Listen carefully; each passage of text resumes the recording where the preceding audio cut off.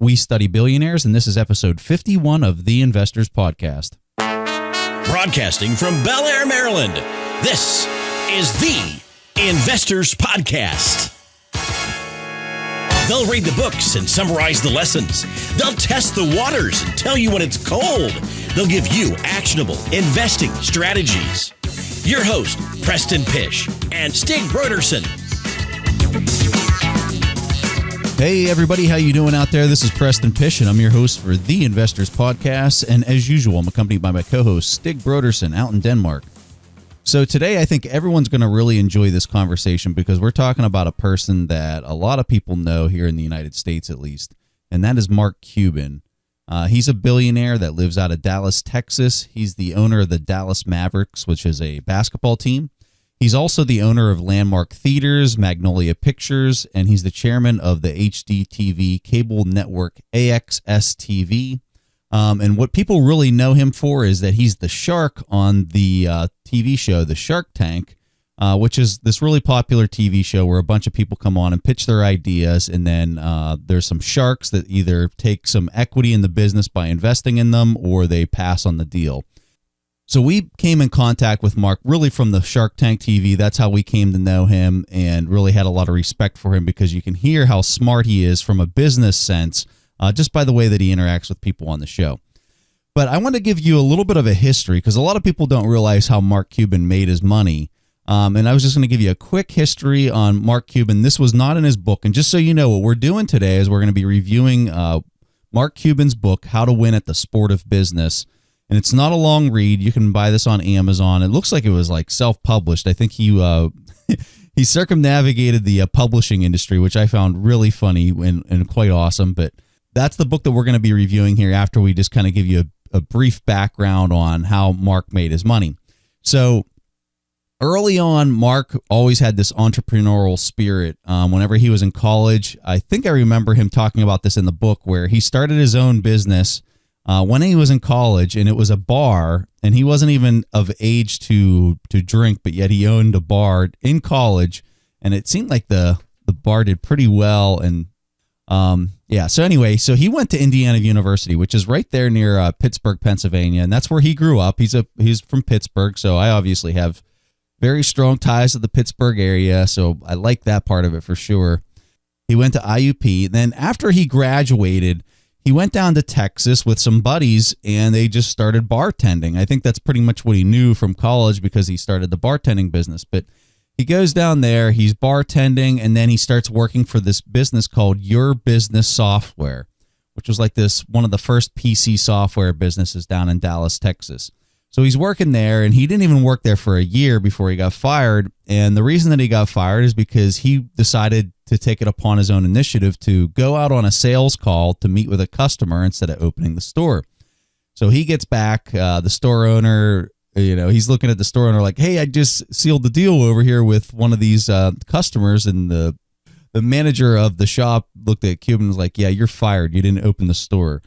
And Cuban just didn't understand. He was just like, well, what do you mean? I just got you a deal. Like, I just land you another client. And the guy just fired him. So Mark was very frustrated. He decided to go out and start his own business because of that experience. So Mark started his own business, and the name of the business that he started was called Micro Solutions, which was another software company. And he goes and starts this up. The thing does really well. And then CompuServe, which was a subsidiary of H&R Block, buys out Cuban for $6 million. So after taxes, it's reported that he made $2 million on the deal. So I want to say that he was in his 20s, late 20s at this point. And so he had $2 million in his pocket. I can't remember if it was in his book or his blog that I read, that he had all this money, and he was, obviously really pumped that he had made so much money at such a young age, really felt like he was on top of the world. And he wanted to just kind of take it easy and just take this nice conservative approach to just invest that small chunk of money. For him now, that's a small chunk of money, but he wanted to take that money and just kind of invest it, do something really safe and secure, and just kind of, coast through life. Well, it turns out by the mid 90s, I want to say it was around 1995, he links up with one of his buddies from Indiana University. The guy's name is Todd Wagner, and they start this new business called AudioNet. And so what they were doing is they were combining, Cuban had an intense interest in sports, so did Todd Wagner. So they start this thing called AudioNet. And what AudioNet was it was broadcasting over the internet. So if you wanted to tune into like a sports game back in the mid 1990s, you had to turn on the radio or else you weren't listening to it. But with this, you could log on to the internet and you could go to their AudioNet website and you could listen to a sports game from Indiana University or from Notre Dame or from whatever college you want to name, and they would have it being live streamed over the internet. That had never been done before. So that's what made him his money. Now, let's talk some of the numbers because I know everyone on this show loves to talk numbers like Stig and I. So everyone knows he became a billionaire off this deal. And just so you know, AudioNet, they ended up buying the domain broadcast.com. So he basically pointed broadcast.com to AudioNet. AudioNet becomes broadcast.com. And that was around the 1998 time frame that the company became known as broadcast.com. So now he's got this company. It's booming. Okay. And by booming, I mean the revenue. So we're talking the top line, not the profit of the business, but the revenue for the second quarter was $13.5 million. And he had 330 employees working for him at the end, in 1999, he had 330 employees. And then one of his quarters, the revenue top line was $13.5 million. So let's just do some quick numbers here and talk about this deal because I'm going to tell you what Yahoo paid for the company and bought him out, which was crazy. So if we look at the numbers, that's $27 million for half the year. And then if we double that, that'll give you the full year revenue. So let's just round it and say he was around 50 to 55 million, just to, round some numbers. That's his top line. So that's not the profit.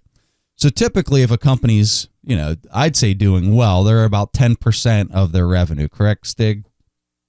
Yeah, I'd say that's a fair estimate. Okay. So let's give him the benefit of the doubt and let's give him 20%. And let's just say he's kind of like a Google and he can do 20% or whatever, which I highly doubt. He might not even been profitable for all we know at the time.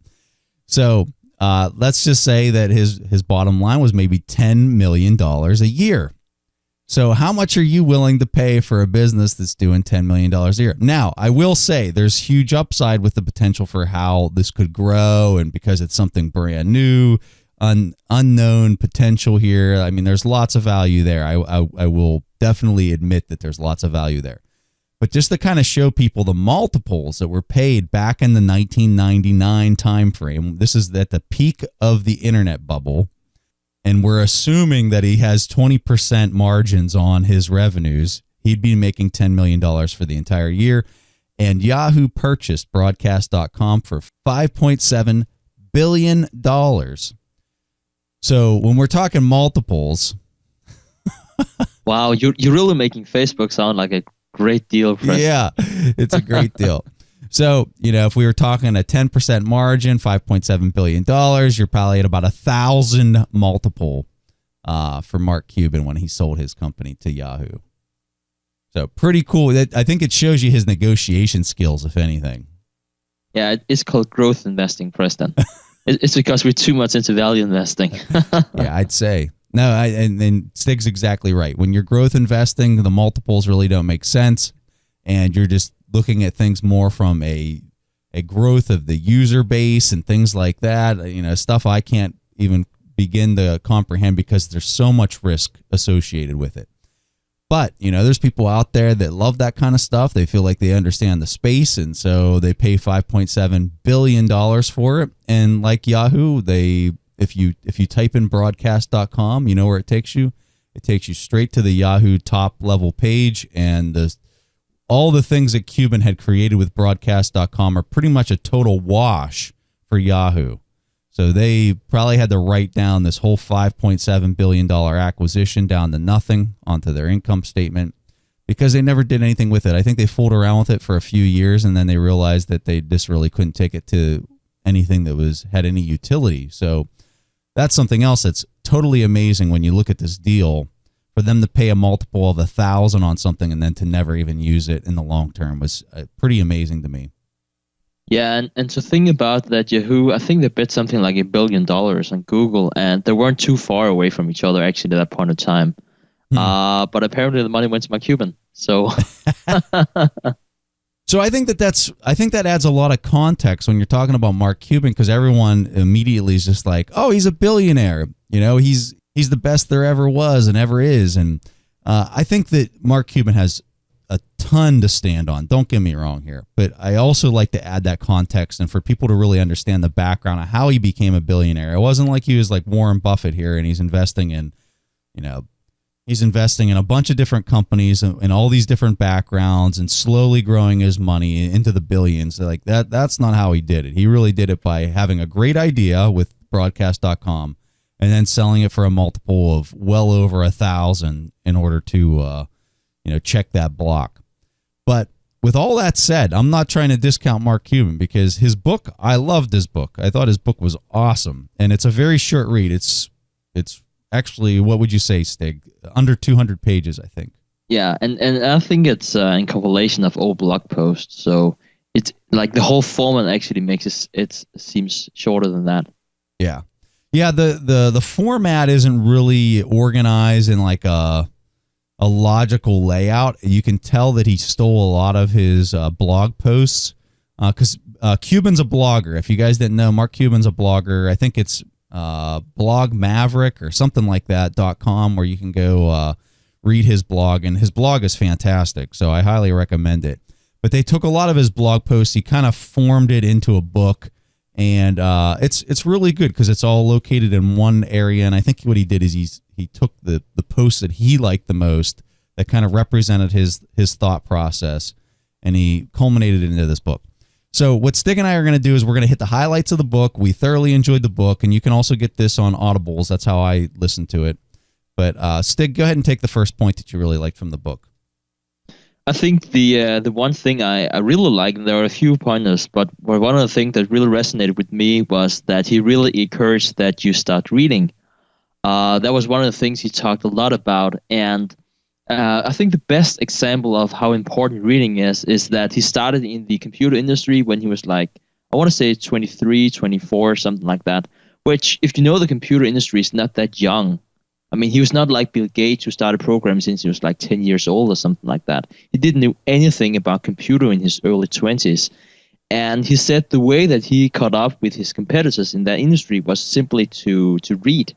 And he was saying it's not just like 1 hour a day. He was reading day and night. And even today, he's spending something like 3 hours a day. And he says that he's driving his family crazy because he wants to dedicate so much time reading. And one of the things that he talked about, even though he was, again, back in his early 20s, he was almost broke, was that back then he even thought that $20 or something for a book, that was extremely cheap. And today you can actually do it a lot cheaper than that. And he's saying, why would you not start studying about something that's important to you if it's like $10 and you can get a whole lifetime of experience just by setting aside a weekend to go through that book? And he said that when he started, he was sure that all his competitors were doing the same thing. It would be really hard to catch on. But he said no one does it. No one sits down and just study a book about how to succeed in the industry. And then that was something that really laid the foundation to his success. I absolutely love this point, and I love the way that you framed this, because in the book, Cuban talks about how he got ahead initially when he worked for this company, Your Business Software. So he goes in and he has to sell the software. He knows absolutely nothing about software, and he says that in the book. And so what does he do? He goes and he gets these manuals from things like Lotus and Carbon Copy, like these obscure, like old software programs. And he gets the manual and he just starts reading the manual inside out so that he understands the software better than the people that have been working in the software business for the last 5 years. He steps in and he just studies this and he reads these manuals like crazy. And so then when he goes out on these on sales calls, he knows the software better than anybody else out there. So he educated himself in this field that he had no experience in. And I think this is such a valuable lesson to everybody out there, because if there's something that you don't understand or you don't know, it's so easy, and you hear this so often where people say, oh yeah, I'd like to know something about accounting or whatever it might be. And they say, but I haven't had any classes on it, or I didn't go to college for that. And they just leave it at that. A guy like Mark Cuban's like, I don't know anything about the software business. It's really complex. It's brand new, but you know what? So what? And he says, I'm going to get a manual. I'm going to read it. I'm going to teach myself. And I think people that take that approach to life in general, if there's something you don't understand, go on YouTube, buy a book, do whatever it takes to learn it. And I'll tell you, it'll take you places. I know from personal experience, I didn't know how to program. I'd taken some classes when I was in high school. I took 1 year of programming in high school, and I took 1 year of programming in college. Neither in any language that would help me to build a website on the internet. You know what? I went after it. I went out, and I'm not trying to toot my own horn here, but I guess I'm trying to tell you from my own personal experience how this worked for me. And so I went out on YouTube. I found this guy who taught me how to program in HTML, CSS, JavaScript, all that kind of stuff. And I just sat down every single day and I watched those videos till I was blue in the face learning how to program a website. And then I was buying books, and I'm reading these books, and I'm trying to go through them and just trying to pick it apart so I could learn how to do it. That was a skill set I was not taught at all, but you know what? I really took the initiative, and I'm so glad that I did, because I was able to stand up the Investors Podcast and Buffett's books and things like that. It's just been an awesome experience because I took this initiative that Cuban's talking about in the book and just go out and do it, get after it. Yeah, so I definitely agree with you, and also just briefly to touch on the Investors Podcast. It was not like, Preston, we knew anything there was about investing. It's not like we do that today, but basically we are reading with the audience, and I have learned so much from just reading like book after book about something I didn't know anything about. Now it might seem like we can come across as experts in inflation or an expert in an ETF. But guess what? You can just buy a book about inflation. So it really doesn't have anything to do with your educational background. You can do that yourself. As Preston is saying, go on YouTube. That's free. If you think $10 is too much for a book, you just go online and find articles on that subject. There's plenty of knowledgeable people who want to share their message to you. And I will say this. I tell people this all the time. I said, read books. Read books. Don't go on the internet and just research things there.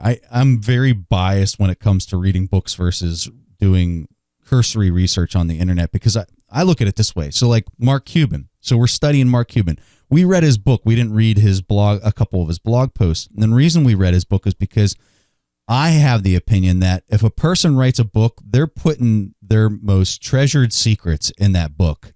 For Mark Cuban, it'd be why he became successful. I'd be of the opinion that the things that he guards most and that he, feels are the key recipes to his success.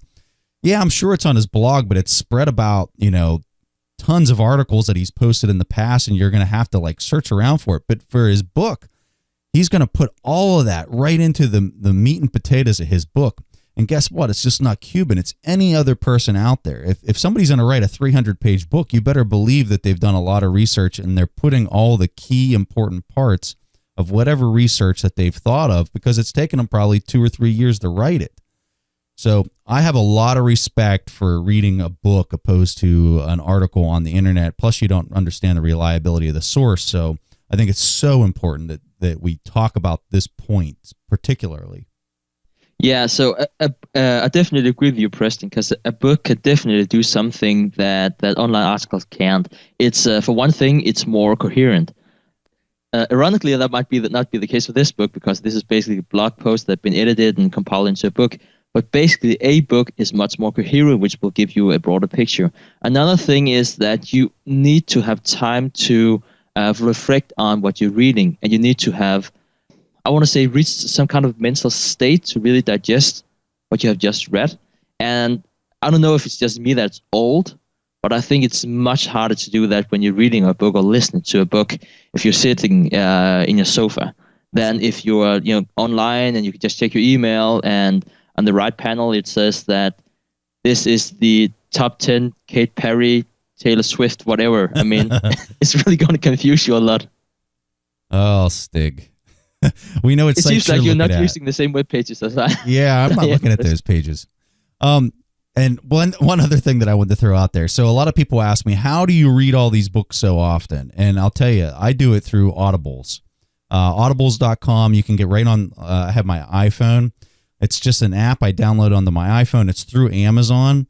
And so I go out and I find the book. I put it on my phone. And then when I'm driving in my car, or if I'm cutting grass or whatever it might be, I can listen to the book right there on my phone. So it's pretty awesome to be able to read books at such a fast pace, because I'm listening to them. And any of this time that you really look at as being just a total wasted downtime, like driving in your car, is now a time that you're like learning, and you're turning that into like a learning laboratory, is like what I like to refer to it as. But okay, we're going to go to the next point. We cut a little bit off track there, but I really like that point that Stig captured. So we're going to go to the next point in the book that we really liked.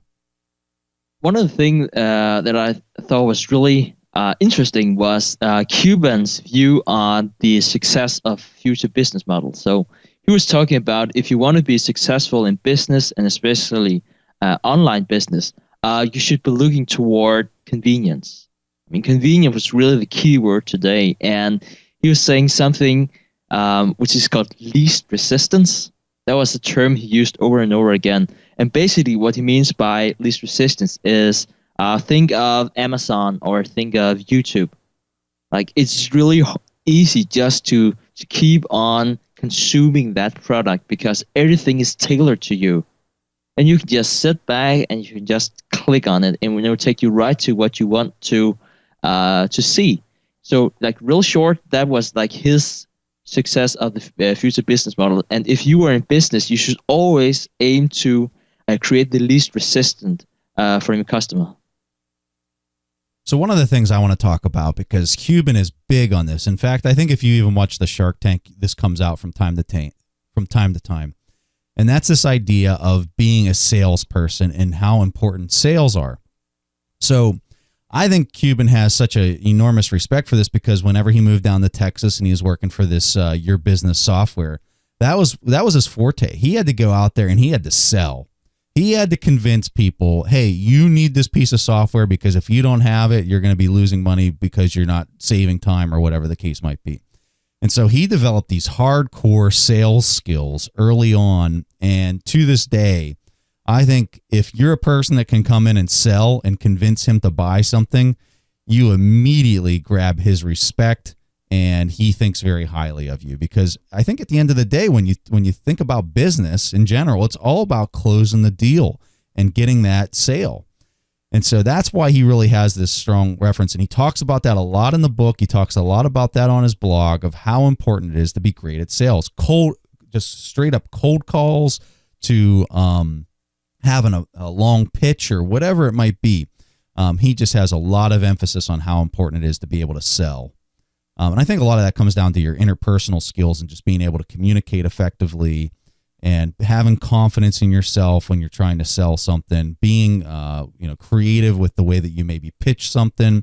So there's a lot that kind of comes together into that one piece of being a great salesman. And so it was just kind of a really interesting point of how much weight and interest he places on that skill set.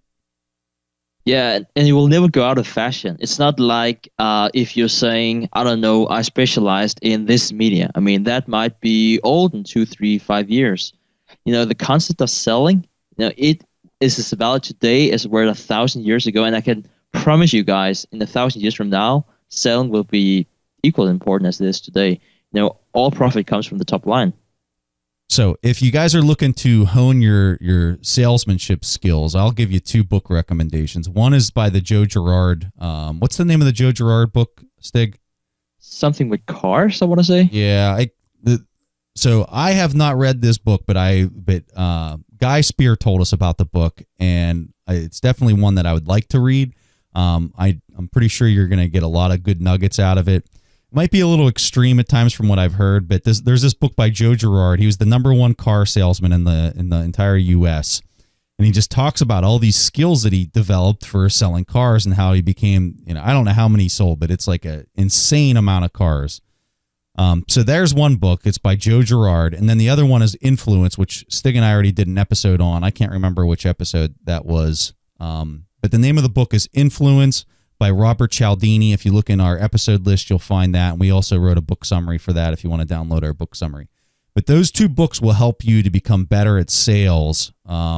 I would argue at a much higher level than anything else you could read. So there's two book recommendations if you're trying to hone those skills. Another thing I really found interesting about the book was that he said, Cuban said, don't listen to your customers. That was one of his main secrets. And to someone like me that has taken all these marketing classes and everything you hear is just like, you need to listen to the customer, you need to make market surveys, you need to make focus groups. I was really surprised by this, but I just heard so many billionaires saying you should never listen to your customers. Now, I think they were taking that to the extreme, but I definitely think there is something to it. If you're very visionary, and someone that comes to mind, aside from Cuban, is someone like Steve Jobs. He was also saying the same thing. You should not listen to your customers. Because basically, how can your customers know that they need an iPhone or they need an iPad when it's a disruptive technology that they don't know, they don't know they exist, they don't know they have the need for it. I think of another quote from Henry Ford. He said that if I asked people what they wanted, they would say they wanted faster horses. So you have these very visionary people that just think outside the box. Someone like Mark Cuban, who has just been for instance, with broadcast.com, no one has ever seen this before. And it's really hard to make focus group and ask people about something that they can't visualize. Yeah, I think that you'll find a lot of these people that have that same opinion like Steve Jobs. These guys were ultimate creators. So these guys are bringing new products to the world. And that's why I think they really have this opinion. Like, you can't ask the customer what it is that you want, because here they are creating something that's new, that's never been done before. And I think when you start asking people, hey, what do you think about this? Well, they're going to shoot holster. They're going to be like, oh, well, nobody's going to listen to the radio over the internet. Why would they do that? They can just turn on their radio and they can hear it. So you're always going to have those naysayers. And I think it is important to ignore people if you really think you've got something and you understand how it could, shape the world in a different direction. Go for it. Ignore them. Run after it. All right, Stig, you got the next point? Yeah, I think that there was a few good nuggets, and one of them, I guess I disagree with Cuban, or at least I have another thing I wanted to chip in with, is that he's saying that business is the ultimate sport. Now, it's not necessarily I disagree with that statement, but what he's saying is that in business, it's all about winning. It's all about if you can win, someone else has to lose, and you should always strive to be in the position where you would win that game. I mean, he's using all these sports metaphors, which is a lot of fun, and I can definitely see where he comes from.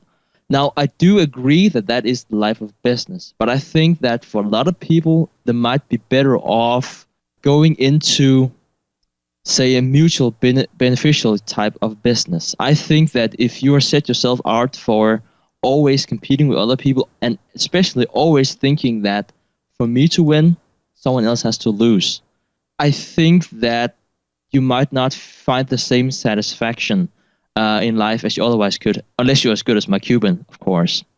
And this was really something I thought a lot about after reading Guy Spears' book, Education of a Value Investor, and something he also thought a lot about. And if I should just take one example from a personal life. For instance, if I am doing a podcast episode and I'm bringing on a guest, that guest, he will have the chance to tell his personal story. I will have a great show, and the audience will have a great experience learning from that person. I mean, we have 3 parties and everyone wins. Being in the middle of something like that, I think gives you a lot of great things, gives you a lot of great emotions. But being in the opposite direction, like for instance, I used to do as a commodities trader, and a guy did something similar when he was an investment banker. someone has to lose before you can win on that trade. I kind of see where Mark Cuban is coming from, but I think you should think about carefully if that's the path you want to take. And something to highlight off of this point that you're making. So one of the key points that Cuban was making in the book, and I think he was trying to motivate people more than anything, is when you create your own business or you're working for a company, there is always somebody out there that's trying to kick your rear end, and they're trying to take you to the cleaning house. And so if you're not on your A game and you're not trying to, outsmart them or prepare yourself for something that's going to compete at a different level, you're going to get eaten alive. And I think that that's what he's really warning people with that metaphor where he's talking about business, where he's saying, with my basketball team, it's, only a couple minutes in the day and then it's over. But with business, it's 24 hours a day where somebody's trying to kick your butt. And that's where he's really trying to make people aware, like, hey, you might create a product, but guess what? There's going to be somebody right down the road who's trying to create a better product and take it to the extreme and basically put you out of business. So if you don't have that competitive spirit and you're always trying to bring your best, there's a chance that you might lose. And I think that that's one of the main points he's really trying to make, is trying to motivate people and tell them, hey, this is not for the faint of heart. Like, you can't just start a business and think that it's going to continue to exist without somebody else trying to come along and kick your butt. So, and it's neat because when he talks about that, he says, he has this saying, I always want to figure out how I could kick my own ass. That way I can make sure that somebody else doesn't come along and do it. And Steve Jobs also had a very similar thing out of his book, where he says, I would much rather cannibalize myself than to let somebody else cannibalize my company. And what he's getting at is, people will say, we're asking them, why are you coming out with a new iPhone whenever you don't even have a competitor in the market? Back when iPhones first came out, you don't even have a competitor on the market that's even close to competing with you. And, Steve Jobs said, well, if I don't cannibalize myself, somebody else will. And so that was his way of always staying ahead of the technology and always staying ahead of the competitors was, hey, I'll just cannibalize myself and I'll make it even a better product. And I think that that's a good approach. I think that's a really good approach because you never know when the day is going to come when somebody does come along with a better product. Yeah, and just to follow up on that, Preston, I come to think about a marketing class I saw with Monish Pabrai the other day. And this might sound weird because people usually know Monish from picking stocks.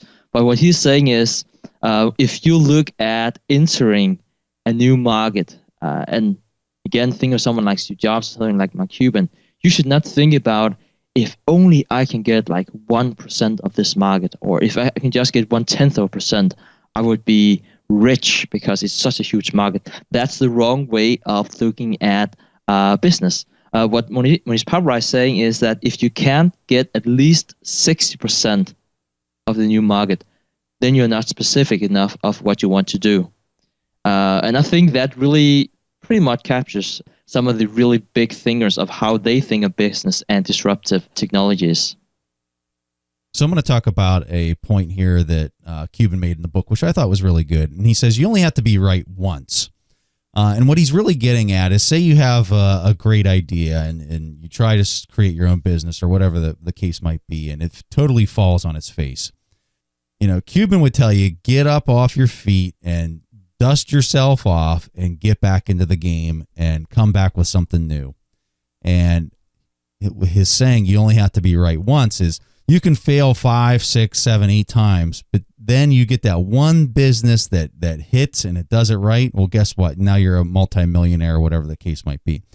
And so he's saying, stay in the game, stay after it. And it's really quite motivational. And in fact, I think the whole book is quite motivational. I think for somebody that might be just starting out and maybe you're in college or whatever, I would highly recommend this read, because he gives out great pieces of advice, great business sense, little tidbits here and there. He has a couple lists where he talks about, like, my list of the top 12 things I learned, in business, and all that kind of stuff is very useful, especially when you're starting out. And I think it's very motivational for people to, understand that. Something else that I found to be highly interesting and very useful for a lot of people that might be working a job where you have a boss. He tells people that you need to think like an entrepreneur. The best employees are the ones that think like an entrepreneur. And what he means by that is you need to be thinking from the lens and the context of the owner.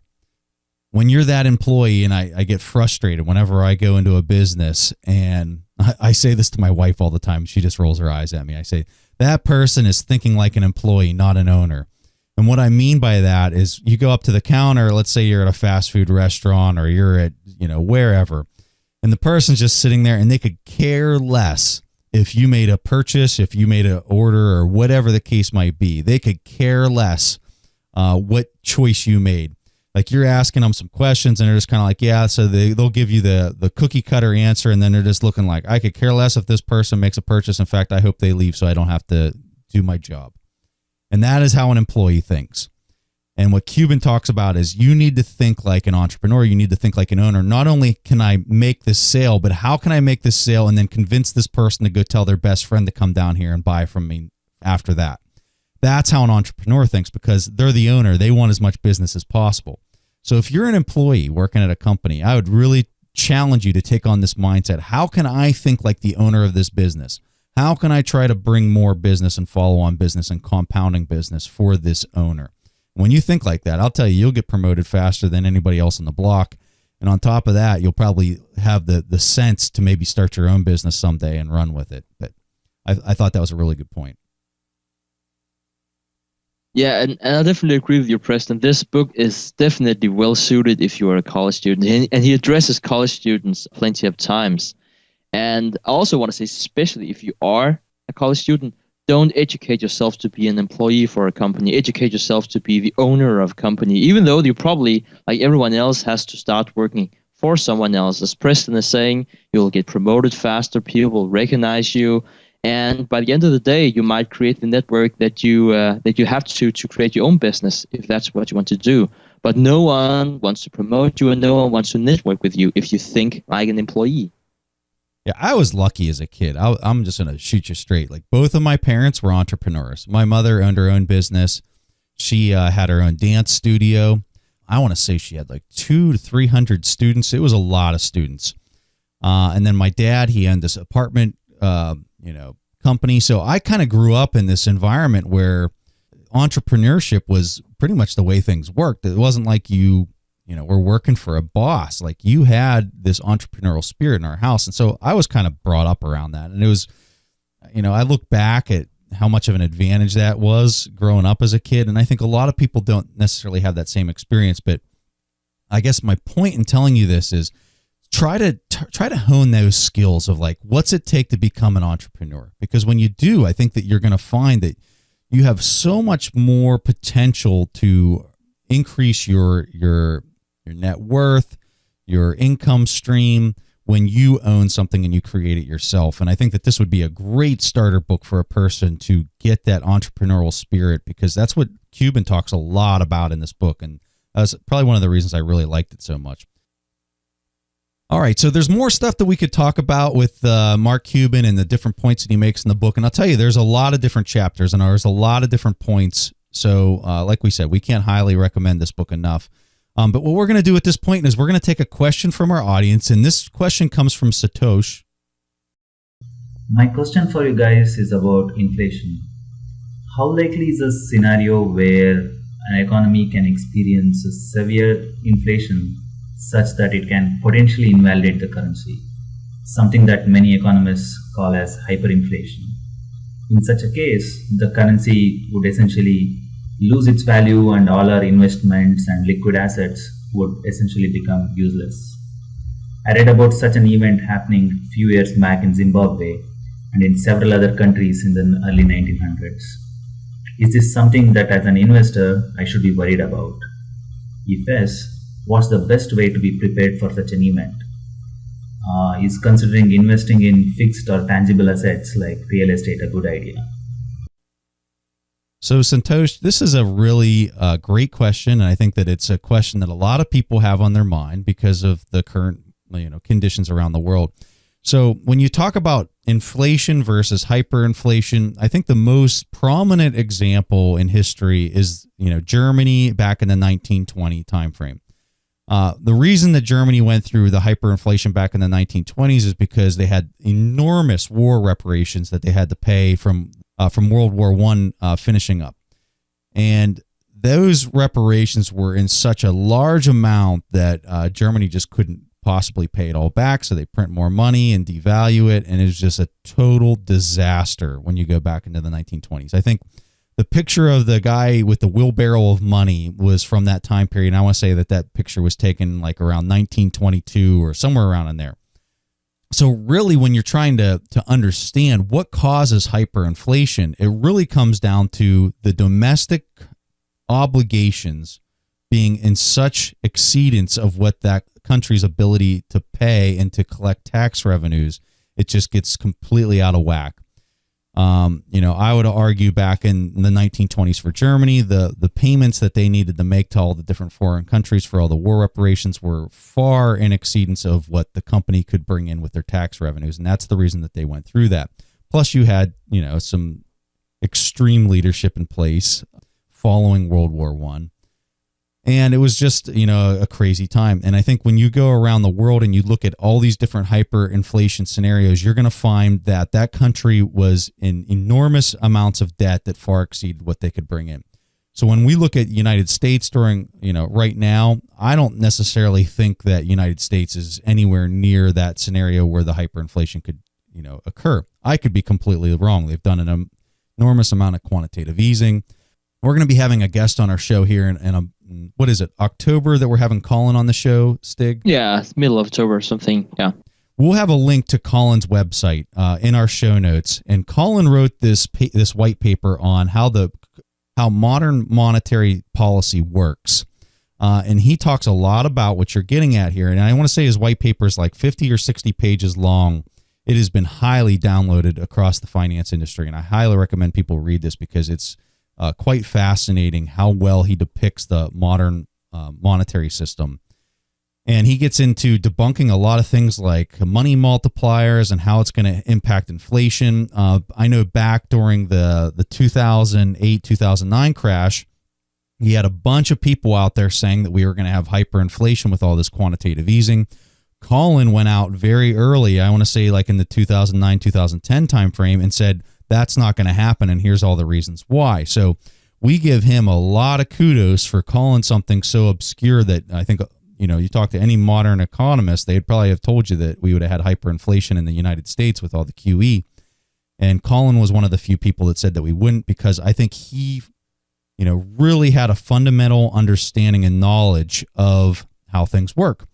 I want to also highlight that back in the I want to say it was the late 70s or early into the 1980s in the United States, you had an enormous amount of devaluation that happened with the dollar. I think the dollar lost almost 50% of its value over like a 5-year period during that time frame.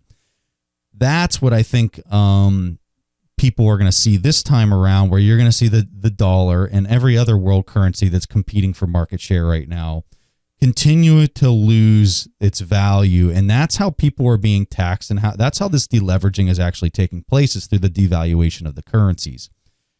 Oh, I'm so sad, Preston, that you're talking about the vulnerability of the dollar, because me living in Denmark, and we're looking towards the euro, looking at the dollar and just thinking, this is a safe haven because I have no trust in ECB whatsoever. So I think this is a great discussion, and one book that really comes to mind here is The Black Swan, which we did not too long ago by Nassim Taleb.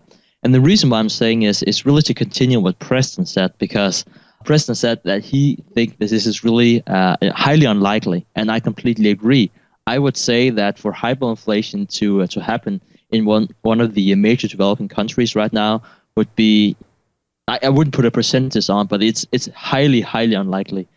But again, we've seen so many crazy things in the financial markets, and there have been a black swan. So could it happen? Yes, it could. And what you're also asking about, Santos, is, so what should you invest in to prevent that?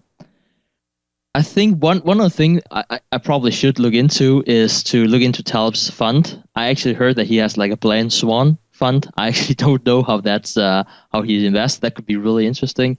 But if I just should think of some of the asset classes, type of assets that you can't buy, it would be something like TIPS, which is inflation-proofed bonds. I mean, that might be might be a suggestion. Another thing which you suggest yourself is real estate, and the reason why you would do something like real estate is because you have a fixed rate mortgage, and it's in a given nominal number. So basically, what you have borrowed to buy the building almost gets depleted, and also that you can raise your rent as there is more inflation. Other asset classes would be something like commodities, oil, and gold, something that people usually plug into when there's high uncertainties, which are in type of inflation. So at least that is like the traditional asset classes, and you might even include something like stocks too, which is not fully inflation proof, but like partial inflation proof. So I think that would be my best advice to you if that it's in the direction you're going. Am I doing that myself? No. Not only because I trust the Fed, because I'm not really sure I do, just more than ECB, but I think the position I'm in and where I look at the how I look at the world right now, I don't think I should be paying a premium to someone to protect myself against hyperinflation. So I'm going to talk about market conditions right now in August of 2015 real briefly. So one of the concerns that I've got right now is the strength of the dollar. So the dollar is getting extremely strong. You're seeing all these different currencies pour into the dollar. You're seeing them pour into the 10-year treasury. And so for the United States domestically, that's not a good thing, because what's happening is it's really hard for us, the import versus export piece of that. It's really cheap for us to buy things outside of the country, but very expensive for outside countries like China or people over in Europe to buy things in the U.S.